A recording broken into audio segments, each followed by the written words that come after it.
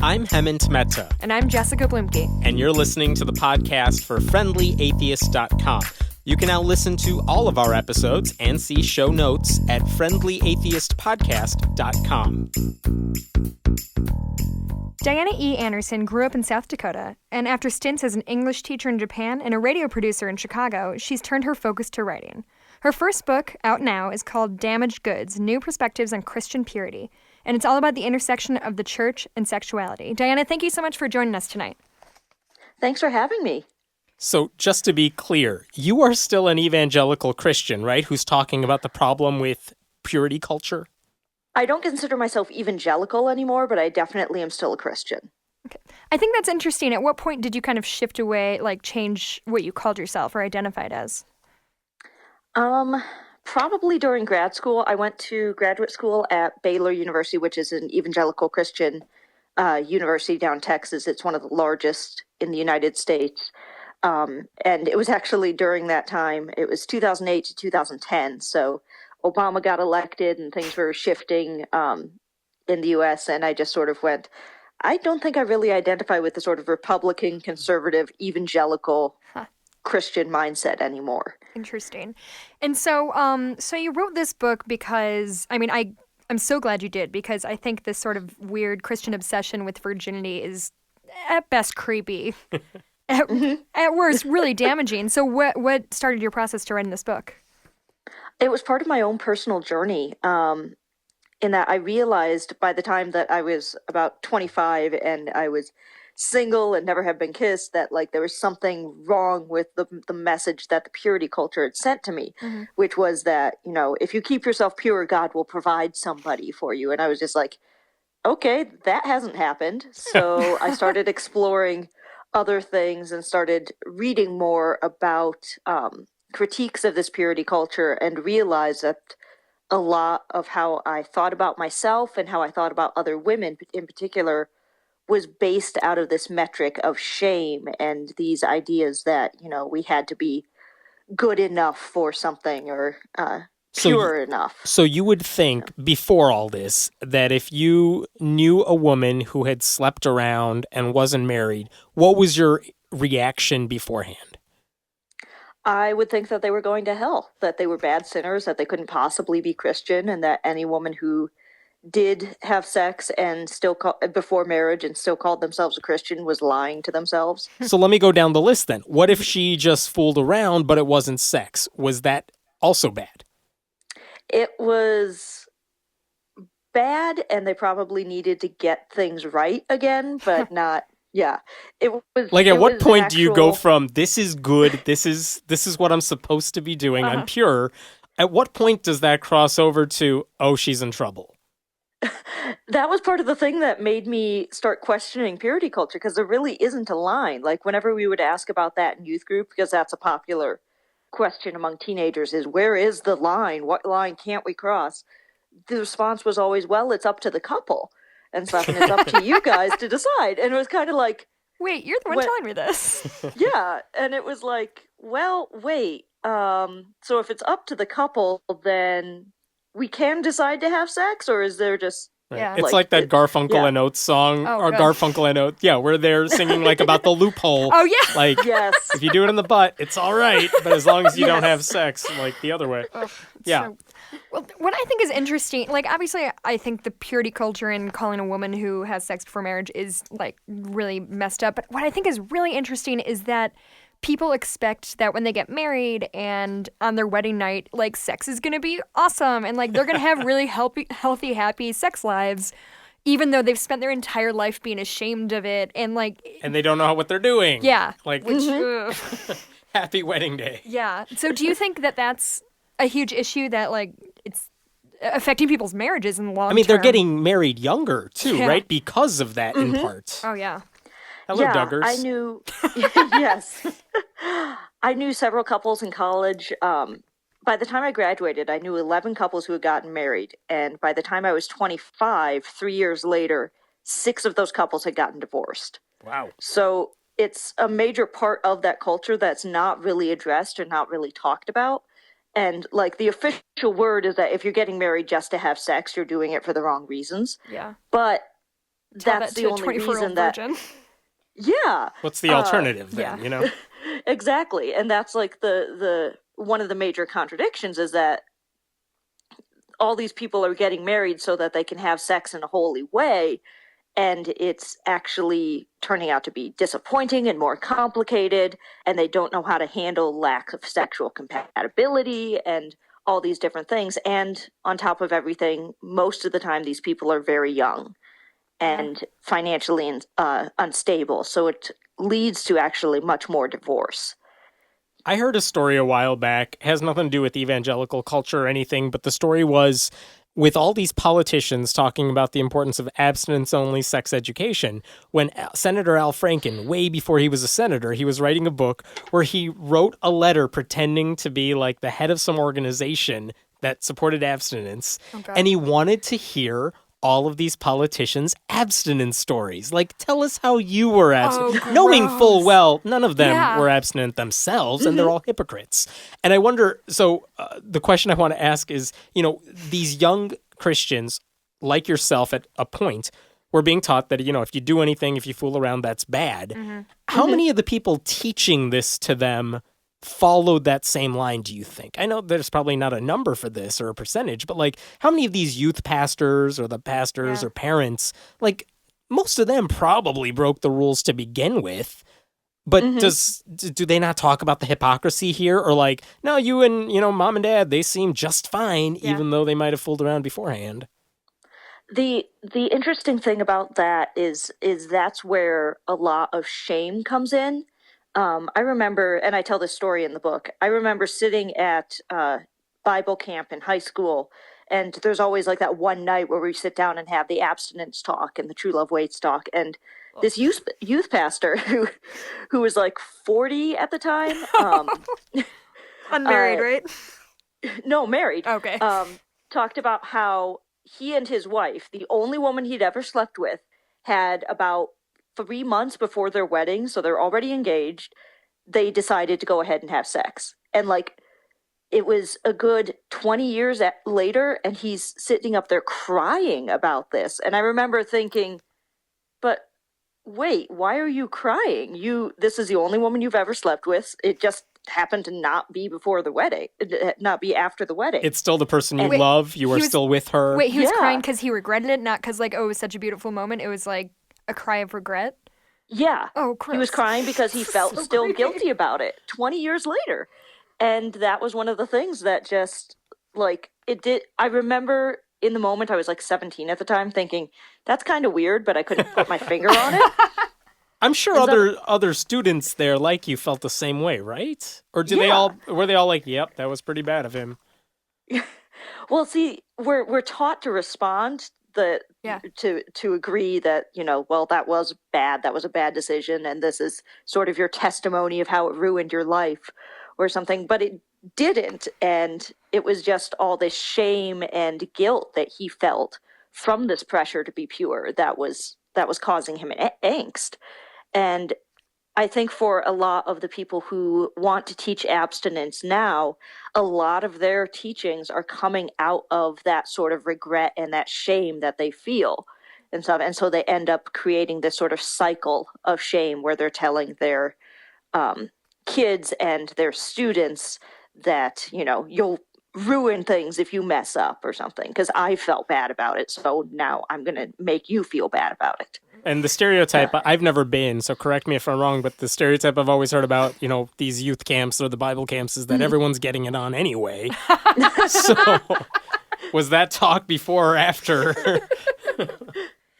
Well, I wasn't particularly involved in those groups, but I do remember a friend telling me when we were in college that the first time he ever tried marijuana was at our church camp. So, well, there you go. Perfect. So here's one of the problems I have. Like, I don't really care if they just said sex should wait until you're married, because I think you can make a case for that, even if I don't agree with it. Yeah. But I do think when we talk about this abstinence-only education that people push, there's so much misinformation. It's not just their belief that you should wait. It's like inaccurate information. Why is the church okay with that? Why are people, I guess I don't hear about it as much, why don't people, especially younger people, call them out on it? Well, I think the church has this weird complex where we think that the world is against us and that anybody who's trying to point out inaccuracies or arguments against things that we're doing for God is just trying to persecute us. And so that plays into a lot of the response to any pointing out of inaccuracy or any argument that comes out of that. The National Abstinence Clearinghouse is actually in my hometown here in Sioux Falls. Congratulations. Yeah.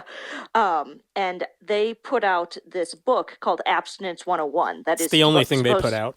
Oh, You're welcome. shit, You're welcome. Oh my god.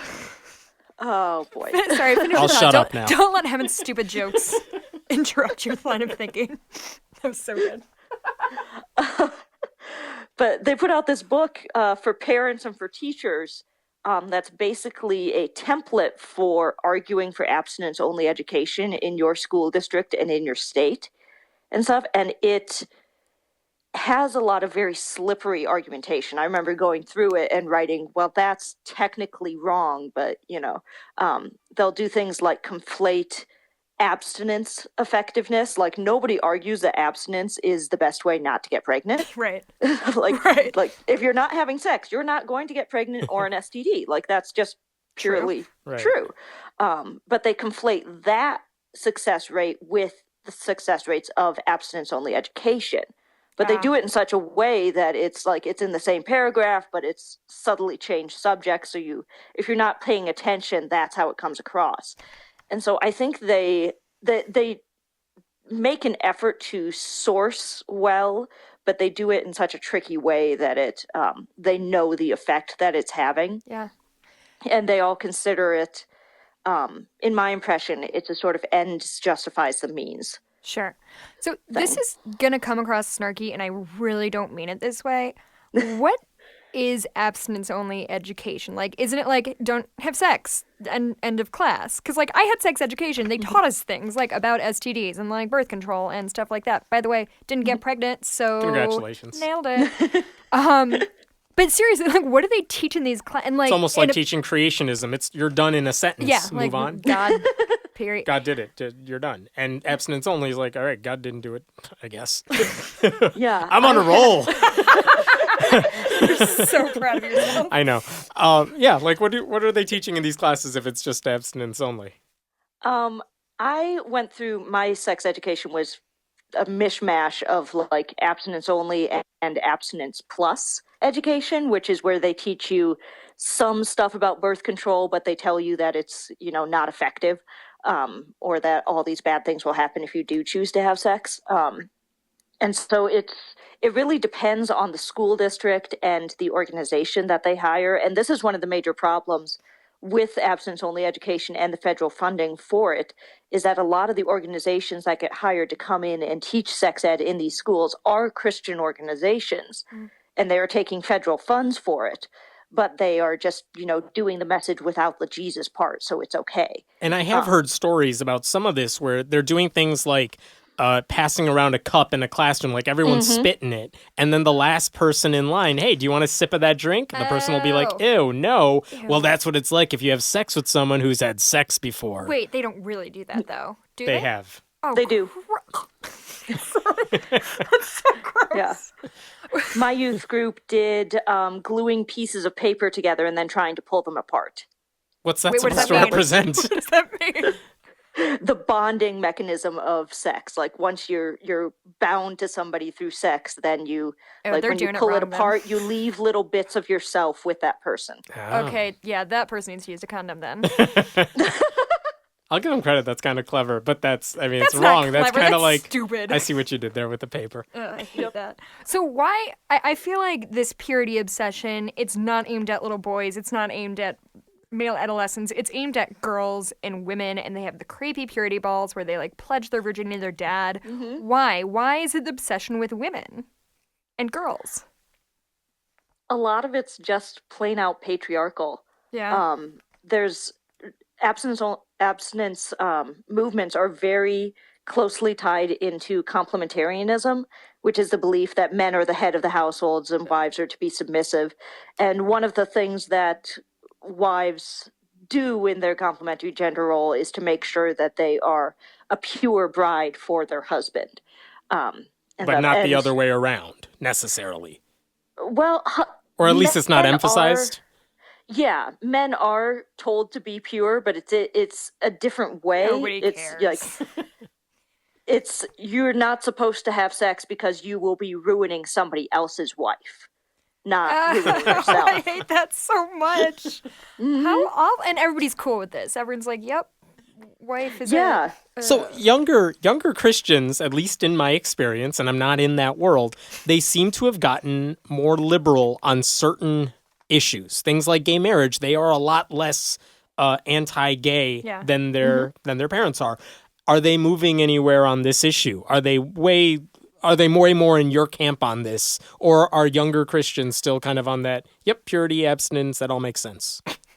I think a lot of them are sort of on the fence about it, where they don't like a lot of what is being taught, but they don't quite know where to go from there. Sure. Because there's a lot of consternation and a lot of anxiety in evangelical circles about the idea that, like, you own your body and you are an autonomous being who can make their own decisions and stuff, because we're taught from the time that we're little that, God owns us and our bodies belong to God, and therefore we have to give them up to him and stuff, which is all really creepy sounding when you think about it. Yeah. But how much of it, and maybe this is like putting too fine a point on it, how much of it is like Christians or people who were raised in sort of a sex-shaming culture just don't want to talk to their kids about sex and are like, just don't do it, dude. Like, just don't. I don't know. It would be interesting to see studies on how, like, parents talk to their kids about. I don't even know how you would go about doing that, but it would be interesting to survey parents about how they talk to their kids, because I think that is a lot of it. That's certainly how it was for me growing up. I never got the sex talk from my parents. I got all of it in school. I didn't either. No, me neither. Thanks, Google. That's totally true, by the way. Like, that's probably how I found out everything. I mean, talking to friends and stuff, but actually, online. My mom did try to give me the sex talk after we saw, do you remember the movie Now and Then? I don't know if either of you saw this. It was, anyway. Is that a Nicole Kidman movie? No, it was with, like, Rosie O'Donnell and other people whose names I can't think. Anyway, it was about, like, four girls growing up in the 60s, and the one, this is not a great story, but the one's mom, like, explain sex in the way of, like, it's like a flower and yada yada yada, and they're like, and from that day forward, Susie was obsessed with flowers and we never knew why. But we were driving home and mom's like, Jessica, do you really understand how sex works? And I was like, no, don't. Anyway, thanks, public school. Again, not pregnant, nailing this. So all of the facts say that abstinence-only education doesn't work. Like, I'm sure you could sway facts and figures to make it say what you want, but, like, really every study we've seen says abstinence education does not work. Like, the people who get abstinence education are no better at not getting pregnant or STDs than the rest of the population. Right, exactly. Roughly. So how are they justifying continuing this, like, failing program? Or do they not care about numbers?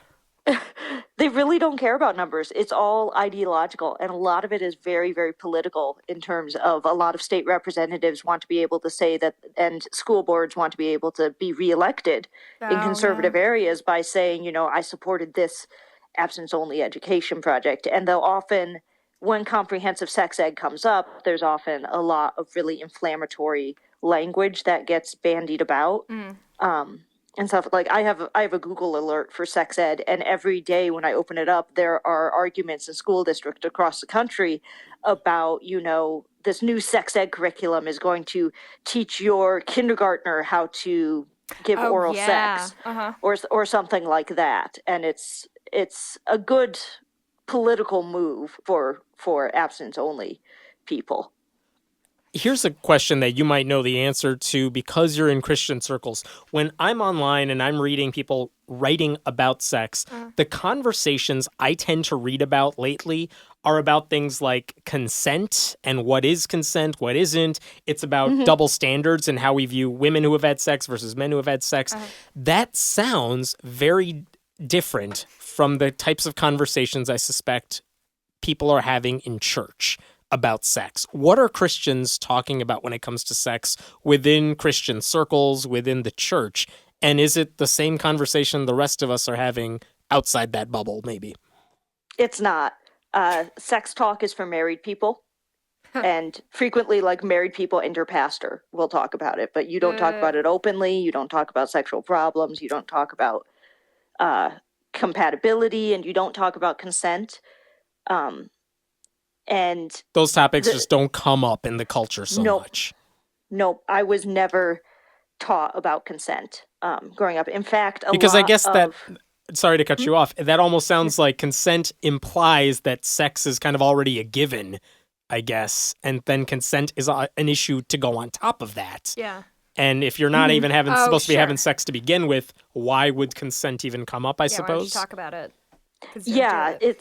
I comment in my book that we're so afraid to teach girls how to say yes because we're afraid that they actually will use that knowledge. And that's the entire conflict. They think if they teach girls like how to recognize when, and it's particularly women, and stuff, but the consent thing applies to men as well. In that, if we teach them how to say yes, what it's like to be ready for sex and to own those decisions and to make those decisions, the church is really afraid that they'll make decisions that don't align with what the church wants.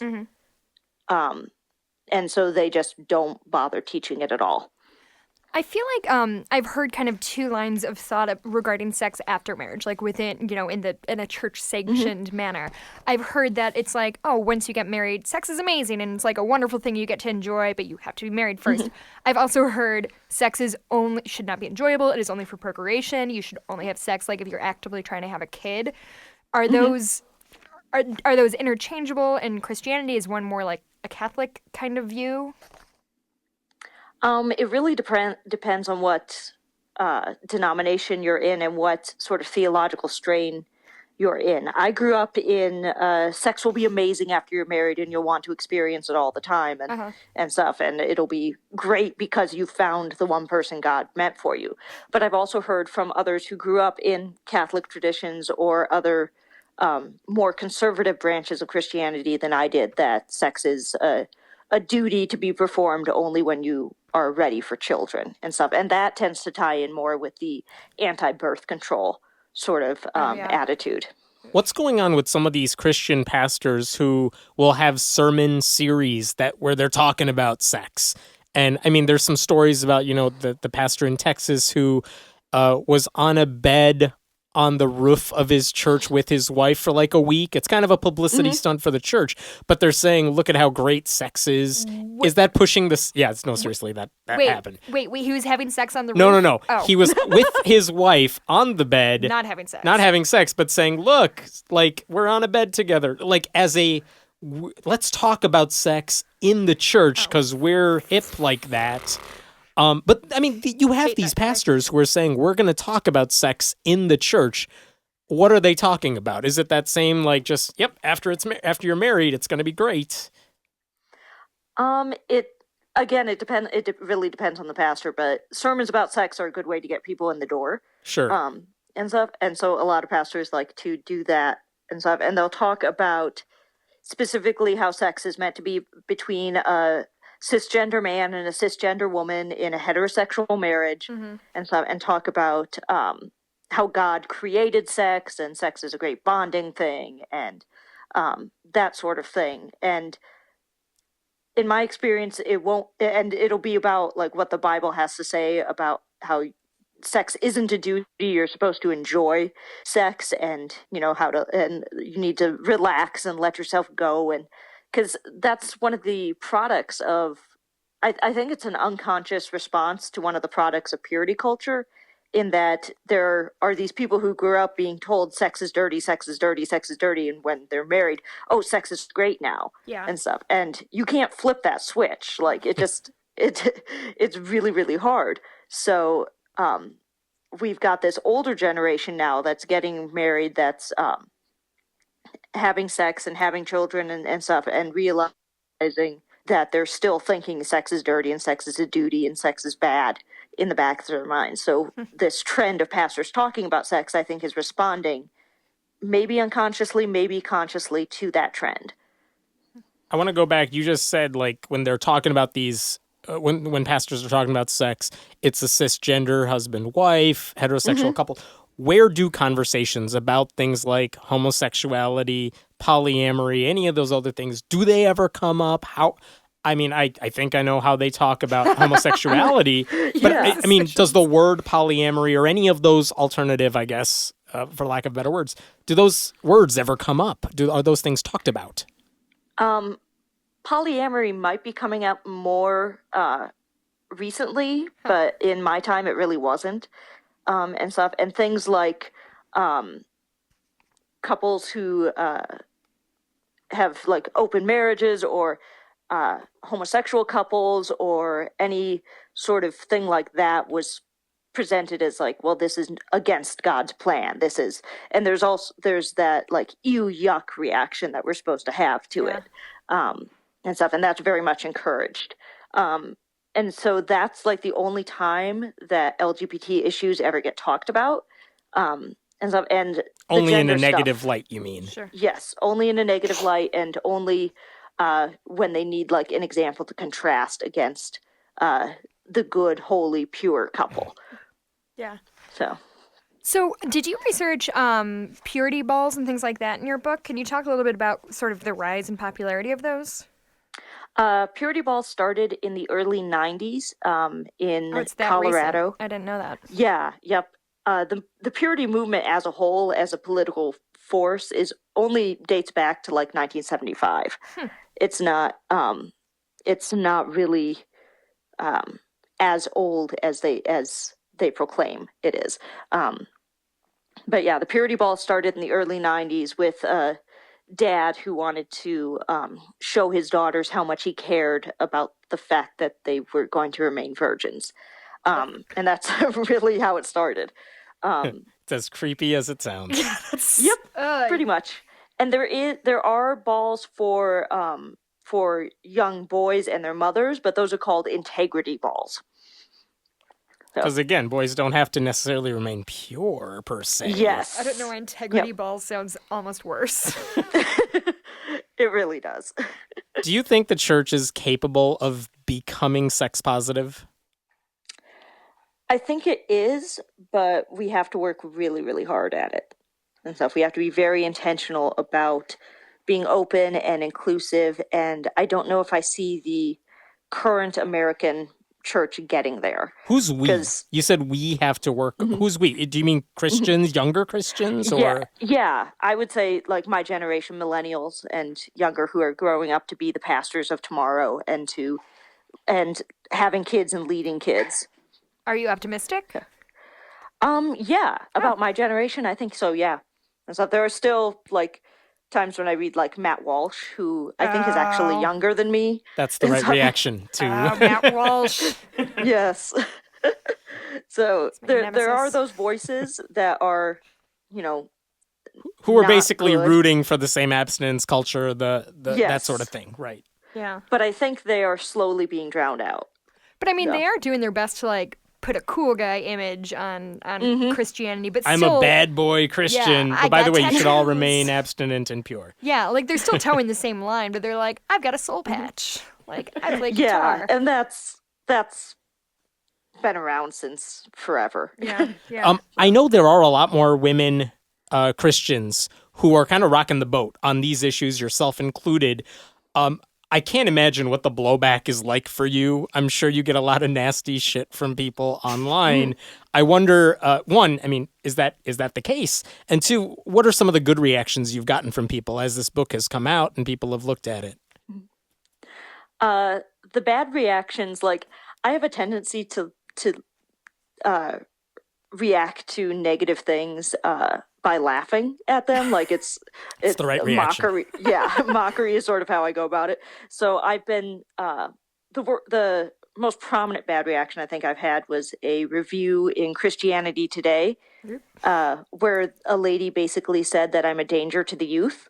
Congratulations. I thought that was hilarious. And stuff. And the good reactions are all so much more meaningful to me because it's women who write and say, I wish I could have handed this book to my teenage self. You're helping me get over this shame spiral that I've been in. You're helping me to understand who I am. Mm-hmm. In January, I spoke at the Gay Christian Network Conference in Portland and on bisexuality, because I'm a bisexual woman, and I talked about bisexual people in the church and stuff. And there was a lady who came up afterwards and said, you helped me realize that, I'm actually bisexual. I'm not what I thought I was, because I didn't think it was a real identity and stuff. And that I have a place in the church, and that, I don't have to be afraid about having sex or being a sexual human being and stuff. And so that sort of reaction is, frankly, the best thing. Yeah, that's to be really meaningful for you. I don't know if this is going to even come out as a question. I think a lot of atheists would listen to what you just said and they would scream. They want to tell that woman, like, it's not that the church needs to expand to encompass you, but you need to get the hell out of there. Yeah. I feel that's like a visceral reaction a lot of atheists would have, like, especially when it comes to issues like homosexuality. Mm-hmm. Like, I sometimes have this debate myself. Yeah. Do I want the church to be more inclusive of gay people, or do I want them to keep being anti-gay, because then more people will get the hell out of church? And I'm not sure which, I lean on that different ways. What do you think? I mean, like you said, you are a Christian. You, I presume, want people to remain within the church, but is that ever a pull? Is that ever a tension for you? Like, where is it better to be in the church and bisexual, or out of the church altogether? For me, I respect and understand people's faith journeys, and like, I'm not going to sit there and if a friend is thinking, I might be becoming atheist, I'm not going to sit there and try to evangelize them back or anything. Like, I'm totally fine with it. And this sounds weird, but I have a lot of friends who are atheists and stuff, and we talk about this sort of thing. We hear that a lot. Yeah. And the thing is that sort of militant, you must leave the church atheism, isn't all that supportive to LGBT people for whom faith and religion and that sort of spirituality is deeply important. Yeah. And so I would encourage people, if they still feel their faith, if they are still wanting to be good, faithful Christians, to work out some theology that works for them. There is theology that's inclusive of it, and there's an entire... there are many churches that are LGBT inclusive and sex positive and things like that. They're not the ones we tend to hear about, but they are there. Exactly. Yeah. So, do you think this is just a generational thing? Like, 25 years down the road, this will maybe be a non-issue, LGBT issues, and purity thing. Like, do you just think they're eventually going to go away once this crop of old people dies? I don't know that it'll go away, because history tends to be pretty cyclical. Sure.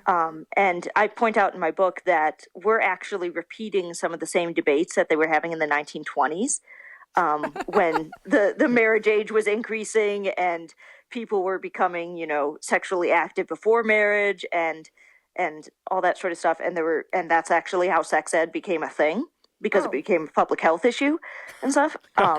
And now we're redebating that and trying to push sex ed out. So it's one of those things where it'll come up again and stuff, but I have faith that we'll be more prepared to nip it in the bud and approach things better. Thank you for playing a part in that. And we'll post a link. Dianna's book is called Damaged Goods, New Perspectives on Christian Purity. And we'll provide a link. Thank you so much for joining us. Thank you so much for having me. Thanks for listening to the podcast for FriendlyAtheist.com. This episode was taped at Cinnamon Sound Studios in Aurora, Illinois, and the music was written and performed by Brad Chagdis. If you like what you're hearing, please consider making a contribution at patreon.com/Hemant, that's He-Man T. We appreciate your support. I'm Hemant Mehta. And I'm Jessica Blumke. We hope you'll join us next time.